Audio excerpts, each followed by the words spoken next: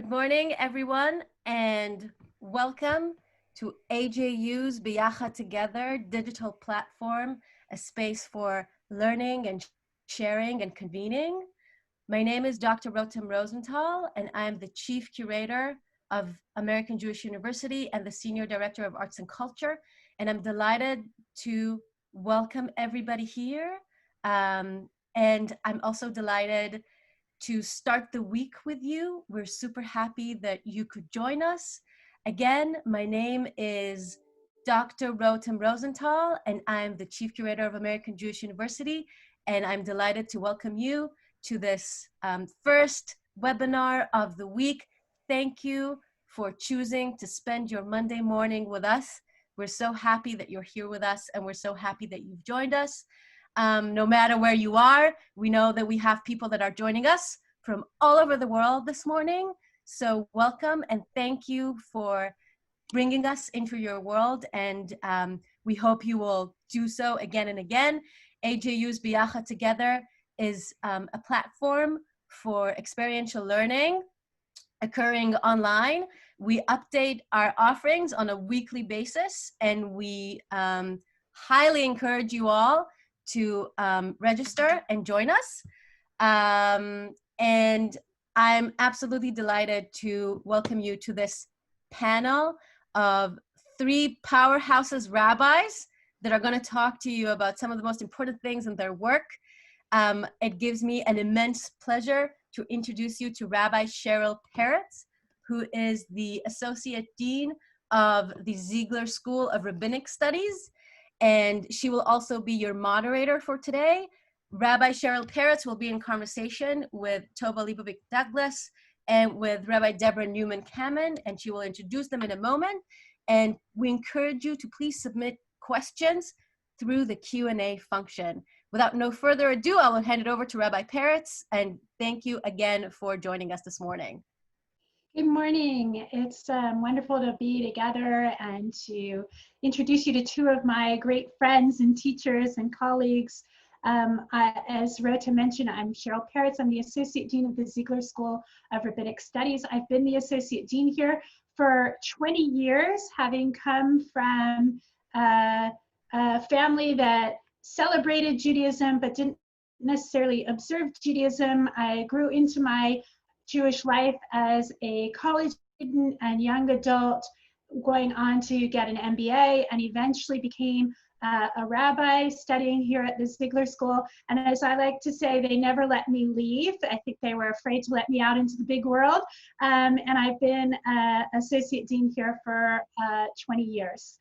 And so I'm delighted to get to welcome two of my colleagues, Rabbi Debra Newman Kamin, who was one of the first ordained women rabbis, and she will tell you about herself in just a moment, and Rabbi Tova Leibovic-Douglas, who is a recent grad and former student and now teacher from the Ziegler School. And so I'm going to ask each of them to share a little bit about them and how they got here and what has defined their rabbinate. So Tova, you want to go first on this one? Sure. Yeah, I'm really grateful to be here. I grew up, I'm a native Angelino. I'm a product of the conservative movement, Camp Vermont, Sinai Kibbutz Academy. I grew up in a very warm, Jewishly, communally rich space, Shabbat dinner table that was full of a lot of joy. And I come from parents that come from completely different backgrounds. My mom grew up Southern Methodist. My dad grew up in Brooklyn in Black Hat, Orthodox Hasidic world. And the two of them chose this liberal Jewish life to raise us in. And so I feel like I got such a great benefit of growing up in this warm, rich, Jewishly rich community, but also having the experience of having family that was different from me and observed and did things differently. I feel like that informs who I am as a human being and as a rabbi, and I'm very grateful for where I come from in that way. I think one of my passions as a rabbi is actually that, seeing the connection between all of us as human beings. And one fundamental belief that I think really informs who I am is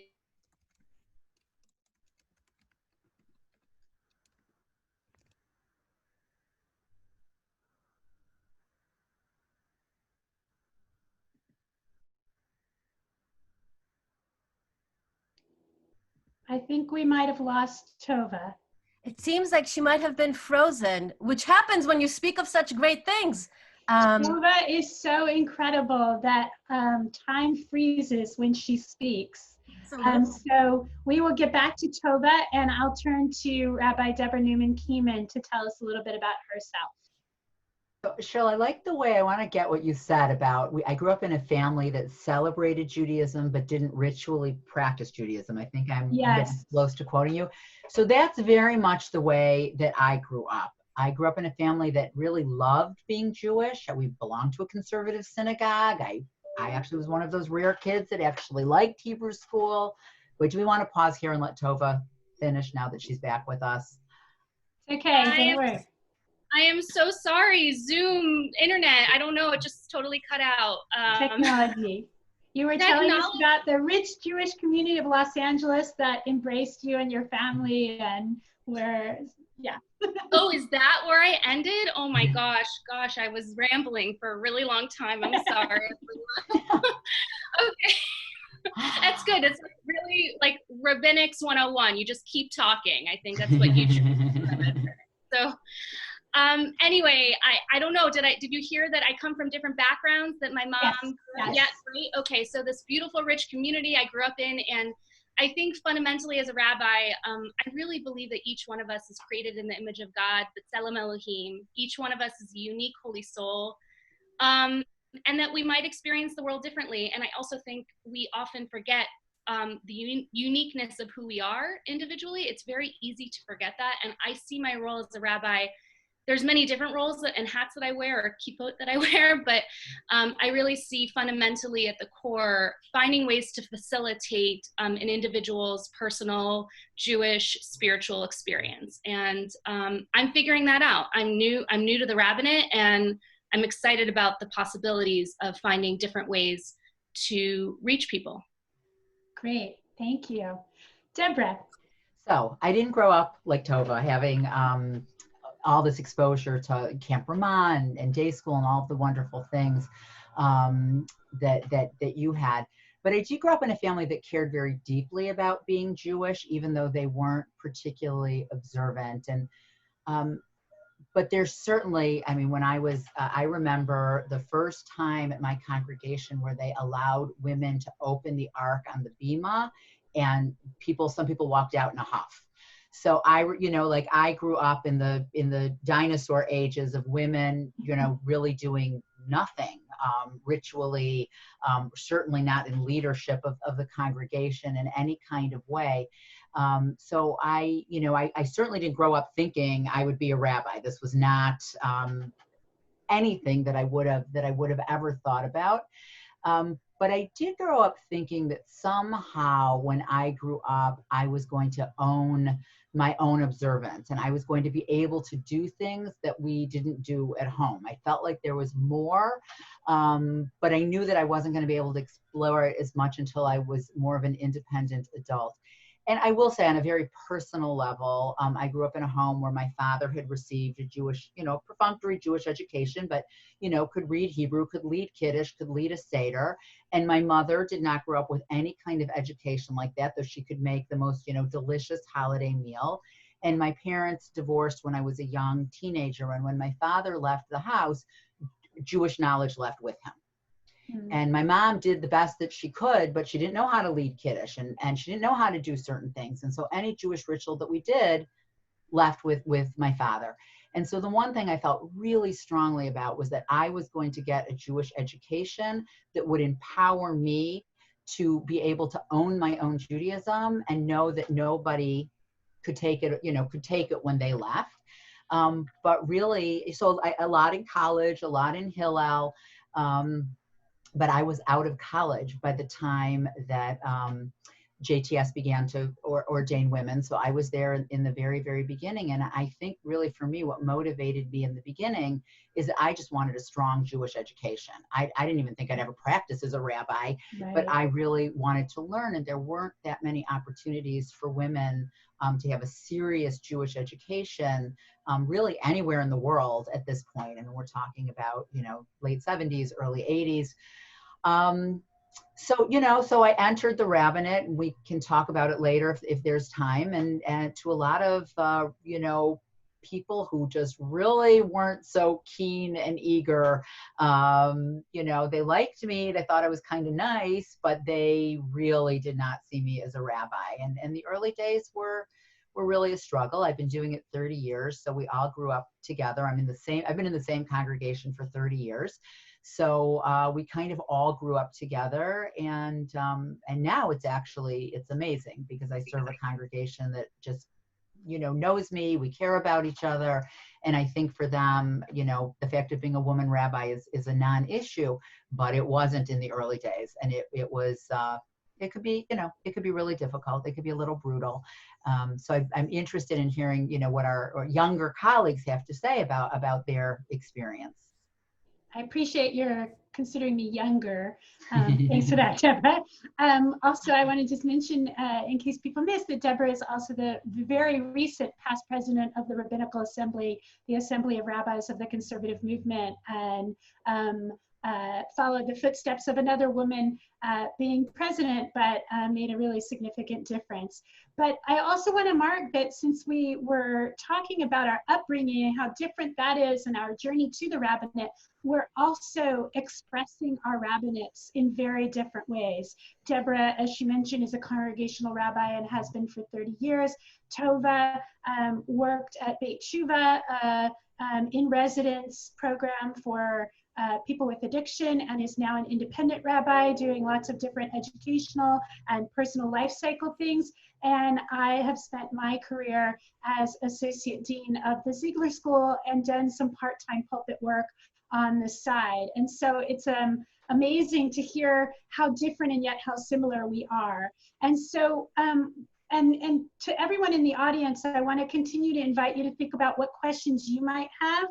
We are going to give you just a little taste of some thoughts we have, and then hopefully have time to open it up to a few questions from you. So what I'd really like to talk about is that there are people that talk about different generations of women rabbis, even though it's been since 1984. So I'm not sure how many years a generation is considered anymore, but people talk about the rabbinate as different generations. And in that light, Deborah would be the first generation, I would be either the second or third, and Tova would be like the fourth or fifth, depending on how many generations. And so I want to just have us each think about what that really means, and what you think the experience of the rabbinate how has it changed since you know, since the beginning? What does it mean to be a woman rabbi? What do you think are the things that we still need to consider? And as Tova knows, I always say, the person asking the question controls the question, and the person answering controls the answer. So feel free. So who do you want to start? Oh, sorry, Deborah, why don't you start this one, so we'll go in order. Yeah. So, you know, I don't have any real horror stories because I was employed, right? I got a wonderful congregation where I was able to stay for my whole career. So in a congregation in suburban Chicago. So that already, I think, was different than a lot of women of my generation who had much harder times getting positions, in congregations. So I was very fortunate in that way. Yet, you know, anytime, you know, if I would walk into a room with rabbis, they'd think I was the secretary of the congregation. They would never assume that I was a rabbi. You know, I heard all the stuff about what do you call a woman rabbi? What do you call the husband? Like all the stuff that people thought was funny that wasn't funny. You know, I had colleagues that wouldn't serve on a Beit Din or rabbinical court with me. You know, so all of the certain indignities, but I had a position. But I was also very, very cognizant of how lucky I was to have a position, and very grateful that I had a place that I loved, because I really felt in those early days there was no place else for me to go. If the congregation had decided not to offer me another contract, I didn't feel that not only was there not a place to go, like, you know, rabbis sometimes like to go to bigger congregations or better locations. Like, not only was there not a congregation that felt like that, I didn't even think there was a lateral move outside of suburban Chicago, which is a desirable place. Aside from our weather, it's a very desirable place to be Jewish because you have everything you need. You have, lovely synagogues, you have a kosher butcher, you have day schools, you have, everything that a Jewish family would need. And I didn't think there would be any place for me to go. So it's hard to know what's changed in the rabbinate other than the fact that I see women getting positions all over the rabbinate. But I will share a short story. I had a female colleague who was with a congregation that she liked, but she didn't feel that ultimately it was the right fit for her, and decided that even though it was a nice, stable, lovely place, she was going to leave and look for a new position. And I said to her, in my day, I would have been very worried about leaving some-place that was secure to enter into the unknown and worry about whether I would get another job. And she said, oh, I'm not worried about that. I know I'll get another job. And that was so amazing to me to hear that, like the confidence that and actually she got a great congregation where she's so happy. But I, that felt really different to me 30 years later, to feel that women have opportunities and can take risks because they know that their talents will land them somewhere. And we did have many years where placement season would end and the men would all be placed and the women would not. And I don't think, Cheryl, you may know more about that since you work with people in placement, but my sense of it is that's not the same challenge that it was in previous years. And you can tell me if I'm right or wrong about that. Great. So I'm going to answer just because in sequence of our ordination, I was ordained in 2001 and was probably in denial about wanting to be a rabbi for many years, but also resisted it. And at the time that I decided to become a rabbi, there was no question of whether or not you had to be a man or a woman to get ordained. But what felt like the litmus test for me was, did you wear tefillin? Because that was at the root of the beginning of the halachic, the Jewish law decisions that allowed women to enter the rabbinate in our movement.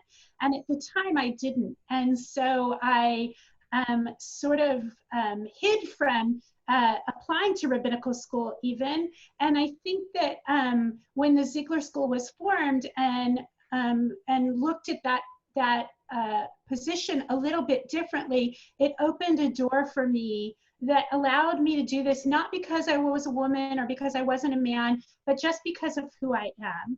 And it was the most natural thing for me. And so I'm very fortunate to have entered the rabbinate in that world. And I do see that women get jobs and are considered. And at the same time, I think that there are still a lot of experiences that I hear around the world and that I've experienced that are comments made or attitudes about women that are, like in any industry, really troublesome, right? Small things, women being called by their first name, men being called rabbi, women being commented on what they're wearing or how they look, and nobody would say that to the man. And so that's the part that I think is still challenging, because it ends up affecting the authority and the relationships. And at the same time, I have to say that what I've seen in the rabbinate is that I think the rabbinate has become a softer, more nurturing place because of the influence of women rabbis. That doesn't mean that men aren't soft and nurturing. I know many men who are, but I think that we've expanded the role of the rabbi to not just be scholar and teacher, but to be pastor and to be a programmer. And also I think in addition to that, the role has expanded to be CEO and business manager. And so I think that one of the challenges we face in the Jewish world is how to find a rabbi who meets all of those needs, whether it's a man or a woman, and also how to make sure that we're not overtaxing any one particular rabbi. But I will say that while I love being a rabbi, and cherish every experience I have. I also know that we have a distance to travel before we can say it's a totally, equal and bias-free environment. Tova. So I just want to name and say I wouldn't be here if it weren't for trailblazing women like you and both of you. Really, I actually feel that. I feel that a lot, especially now, because there's some days, and especially in rabbinical school, I would say that I felt, and I still feel this sometimes, like, I can't believe that we are still here. It is 20, insert whatever it is, 15, 16, 17, like, and I am still experiencing this. We are still in this. And it, I would say, like, fueled, Rabbi Peretz knows this really well. It fueled a lot and informed me a lot as a rabbi. Just feeling like there is a difference. And I don't know what it was like with previous generations. I wasn't there, but from my experience of witnessing and watching, and when I was at JTS as an undergrad, and I was friends with a lot of rabbinical students there at the time, I remember there was a lot of conversations of making sure, especially for my friends who are women, I need to make sure that I dress the part, whatever that part is. I don't know what the part is. Like, it's maybe like wearing a particular outfit so that there's nothing that's flashy or feminine in any way, and that they fit the part. And I remember there were a lot of conversations like that. And I feel that might be a difference for my generation, because I think we might think these things as well, but I think there's, because of generations before us, there is a freedom and a shifting movement of finding ways to be whoever we are as rabbis, men, women, non-binary, etc., right? Like, that we can sort of be whoever we are. So for instance, like a kippah is a great example. I wear this like hairband. I don't know if that would have been something that people would have done in previous generations, but I know that I'm not the only rabbi in my generation doing that. And I think there's like a welcomed shift in that way, and I feel very grateful to have that. But I think, again, underlying, there's a principle that we're all carrying with us, this patriarchal religious organization that we're carrying with us, and that's not any of our faults.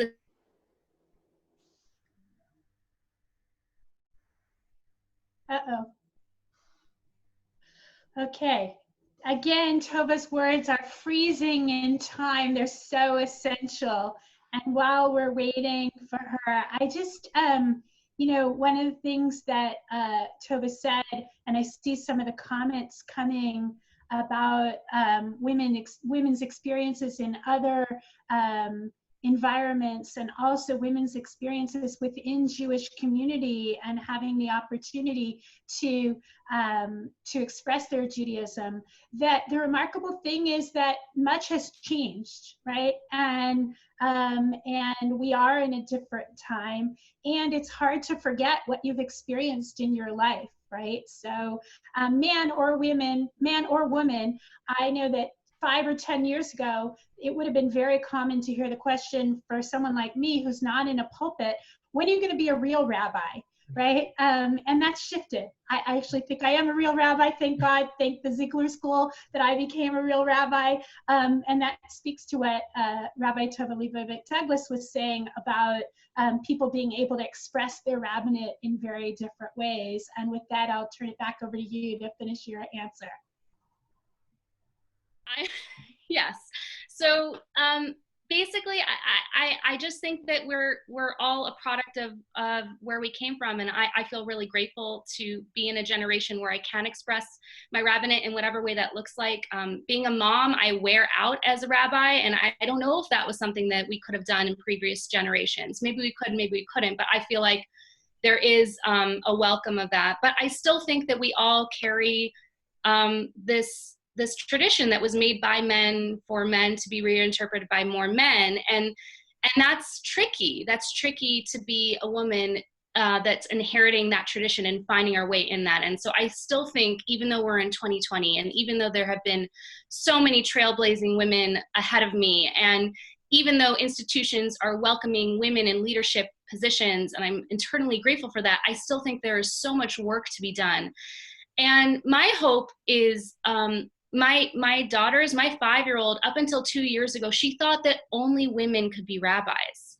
And it's not even a joke. She really thought that. And I think, oh my goodness, that is amazing, because even for me, I was born around when women were able to become rabbis, and I'm 34, right? And I didn't meet a female rabbi until I was in my teens. Rabbi Peretz and Rabbi Hirsch, you know, those were the two female rabbis I met initially. And so for my child and my children to grow up in a world in which they think it's ordinary, it's regular, it's not trailblazing, it's not revolutionary, it's not an oh my goodness moment for them to meet a woman rabbi, I feel like we are setting our future generations up for a whole brave new world that is much, much better than the world that I grew up in, I hope. Great. It's amazing to see all the questions coming in and the comments coming in the Q&A. Keep them coming. But I just want to highlight a couple of them that are really interesting. One of them is, are you married? And if so, how involved is your husband in rabbinical life? And I want to just say one of the beautiful things about rabbinic life today and the rabbinate and the Jewish world is that people come from different places. Some are married, some are partnered, some aren't.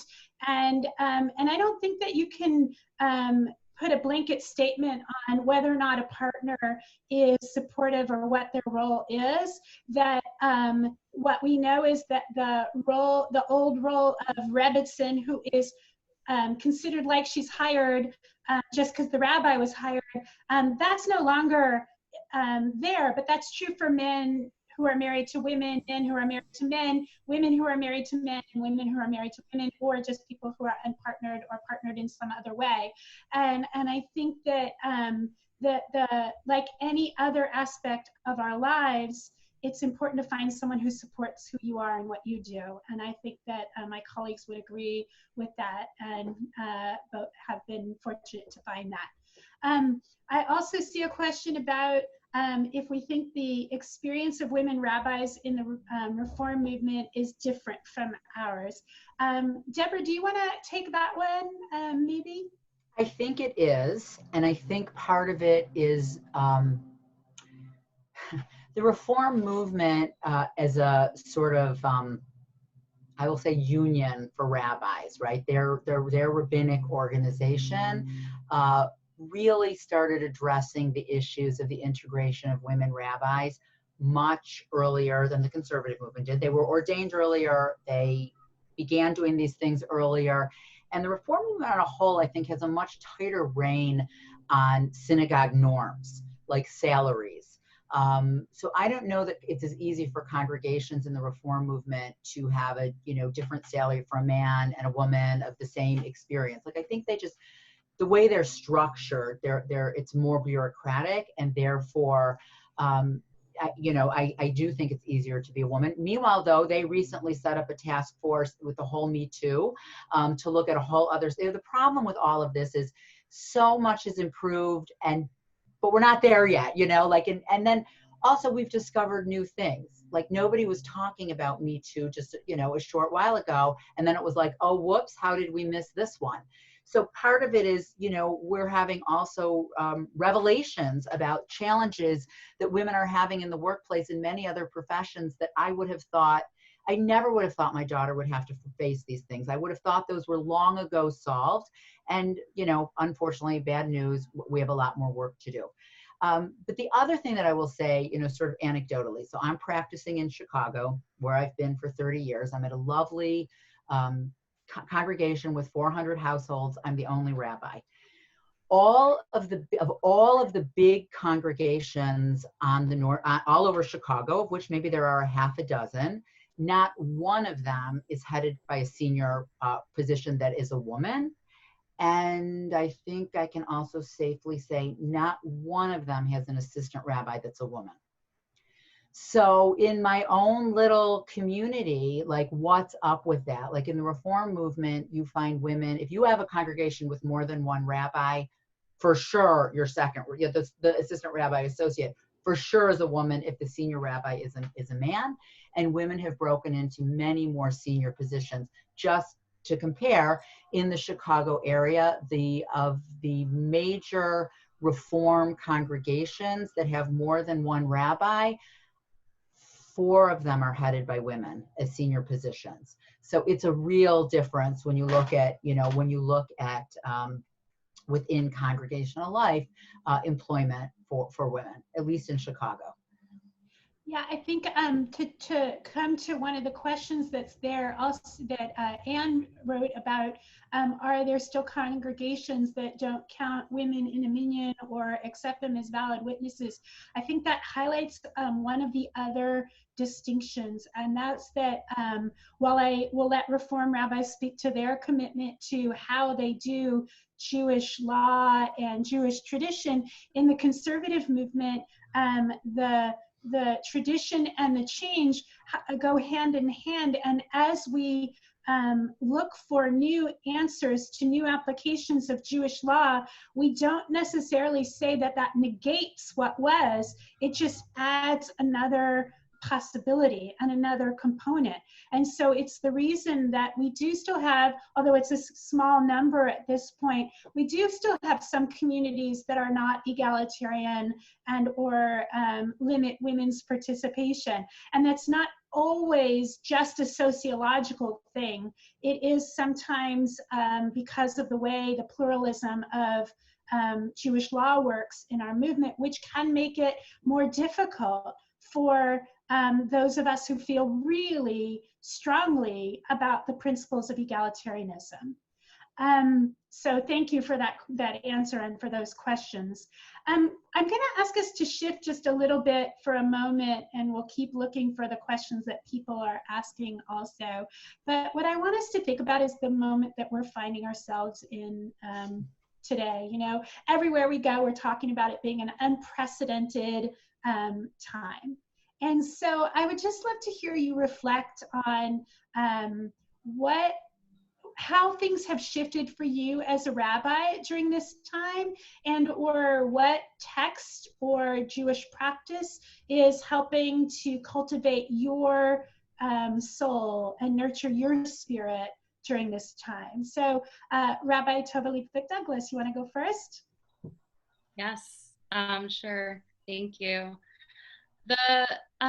It's a really hard time. The 3 of us were talking before this panel started just about the world and how Rabbi Debra Newman Kamin was saying, "I'm fine, but I'm not fine," and I agree. I feel like it's a very, very hard moment right now. What's been really interesting is I feel like I've made a real pivot in my rabbinic life since the pandemic started.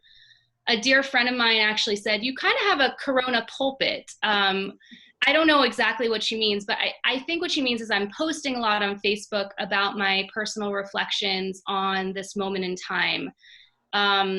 It's a hard moment. And I think that I do a lot of pastoral care and spiritual counseling individually with people or in groups, but rarely have I actually found my rabbinic voice to share that out with the world in a more consistent basis. And so this time frame has opened me up to that possibility. And I think what's very interesting is I find myself for the first time really integrated as a rabbi. I find myself using my voice as a rabbi, as a mom, as a partner, as a friend, as a human being, as a daughter, all the things. And I think that I have never really let myself do that really publicly. I don't know why, but I haven't. And for some reason, I think because the stakes are so high or so low, I'm not sure what it is, but because we are in uncharted waters, I've felt compelled to just speak about it. And so I feel grateful for that. And my greatest spiritual nourishment at this moment is really, really my children at the end of the day, because I feel like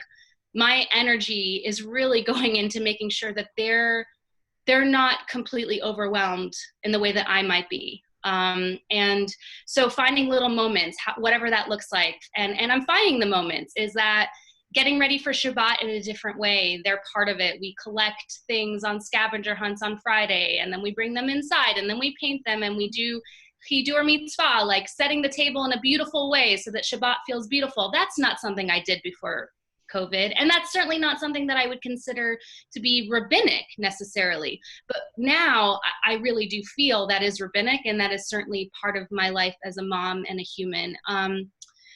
And living in radical amazement, just finding ways to find the small things that are beautiful, the flowers that are in bloom, the spring in the air, those things.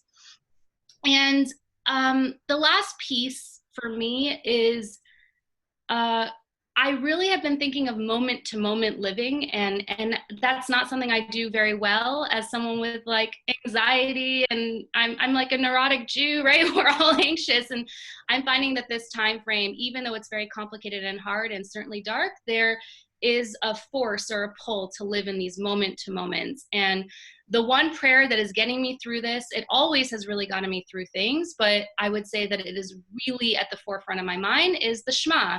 Shema Yisrael Adonai Eloheinu Adonai Echad, that really we are all one, we are all connected, and that brings me a great deal of comfort when I say that, and especially when I say it with my girls before they go to bed at night.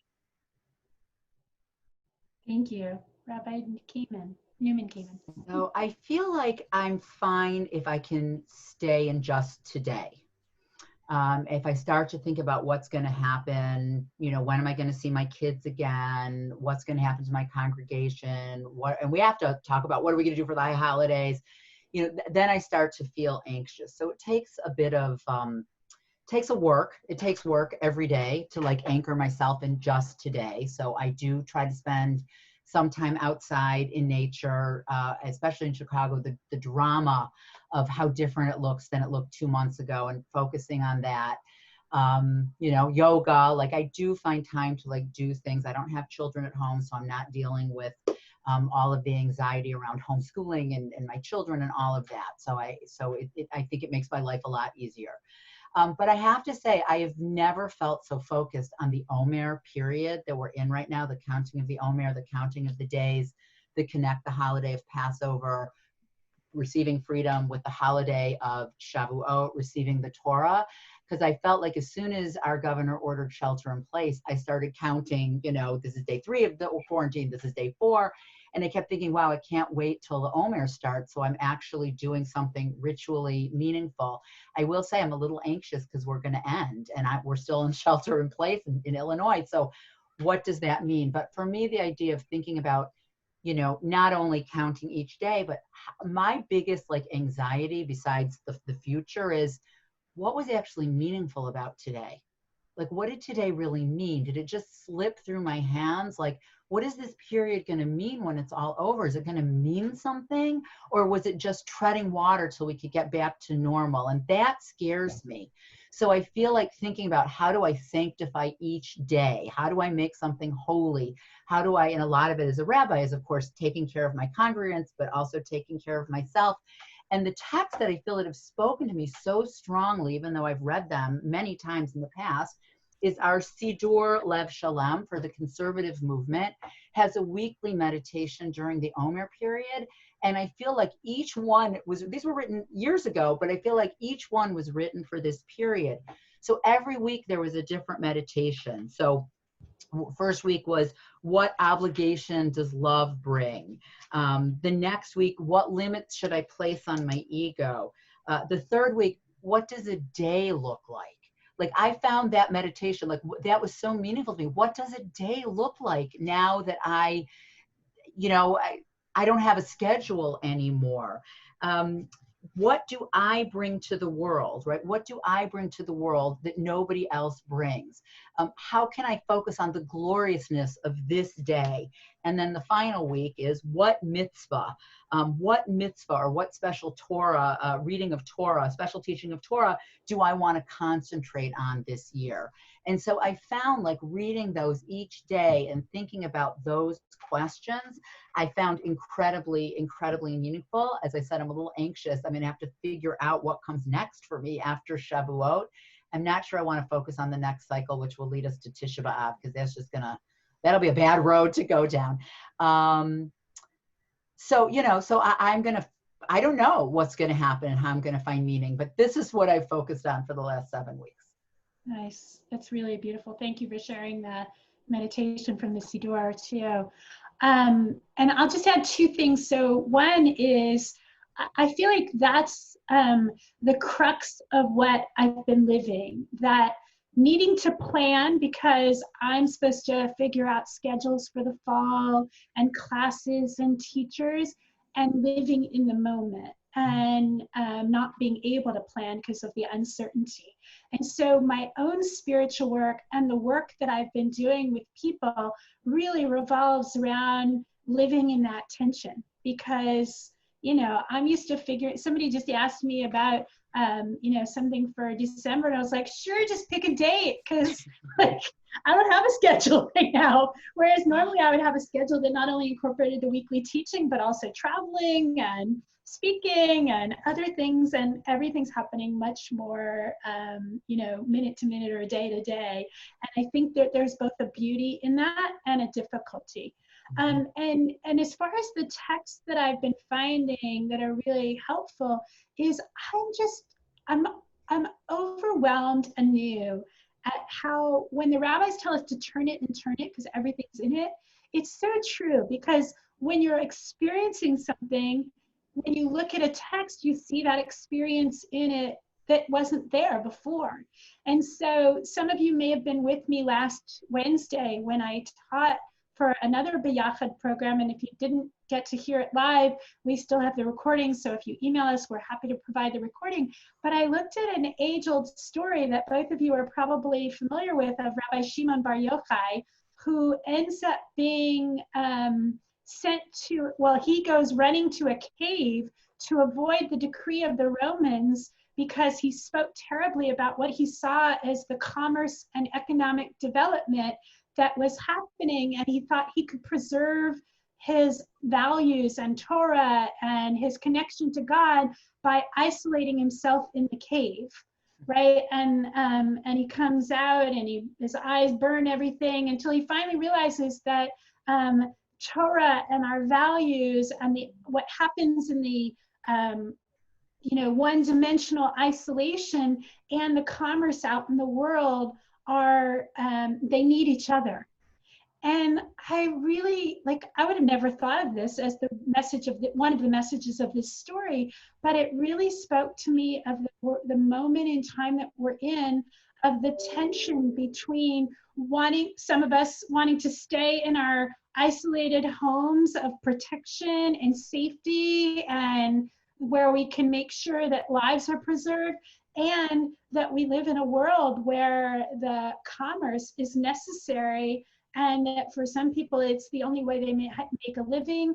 And like that, you know, it's not, I don't think it was about having the answer, but it really spoke to me about what's the balance and what's the question, and how can I open myself to different ways of thinking about that balance that aren't my own. And stories like that and texts like that that are really able to be seen in a completely different way.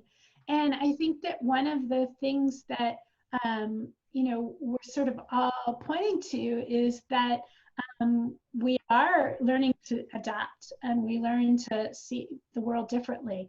And that's really, I think, in part what our tradition offers, and we're really fortunate.